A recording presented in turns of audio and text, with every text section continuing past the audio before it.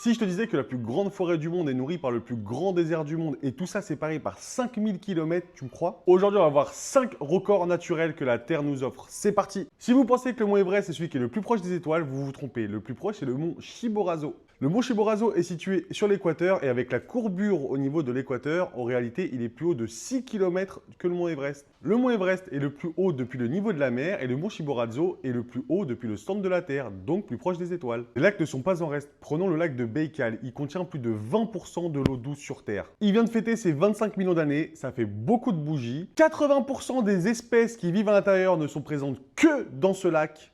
Et en hiver, la glace est tellement épaisse que les camions peuvent rouler dessus. Le Royaume-Uni, c'est petit par rapport à la Grande Barrière de Corail. Elle se trouve bien entendu en Australie et elle fait 2300 km de long. La barrière a seulement 500 000 années, elle abrite 1500 espèces de poissons, 40 espèces de dauphins et de baleines et 4000 espèces de mollusques. À savoir que malheureusement, avec les conditions climatiques actuelles, elle commence un peu à se dégrader, donc potentiellement, d'ici quelques années, ce top, il sera plus à jour à cause de ça. L'Amazonie couvre seulement 1% du globe, mais abrite 10% des espèces vivantes sur Terre. Il paraît qu'elle produit 20% de notre oxygène sur Terre. En réalité, c'est pas vraiment vrai. Mais par contre, ce qui est sûr, c'est que sans elle, la Terre s'effondre. Pour vous parler un peu de la taille, elle fait 17 fois la France et c'est aussi plus grand que l'Inde et l'Europe de l'Ouest combinées. Vous pensez qu'on peut plus aller voir la plus grande chute du monde à cause de Trump? Eh ben non, parce qu'en fait, c'est pas aux États-Unis qu'elle se trouve. On parle toujours des chutes du Niagara alors qu'en réalité, les plus grandes chutes du monde sont les chutes de Victoria. Les chutes de Victoria sont 2 fois plus hautes et 2 fois plus larges que les chutes du Niagara. La chute est pile à la frontière entre le Zimbabwe et la Zambie.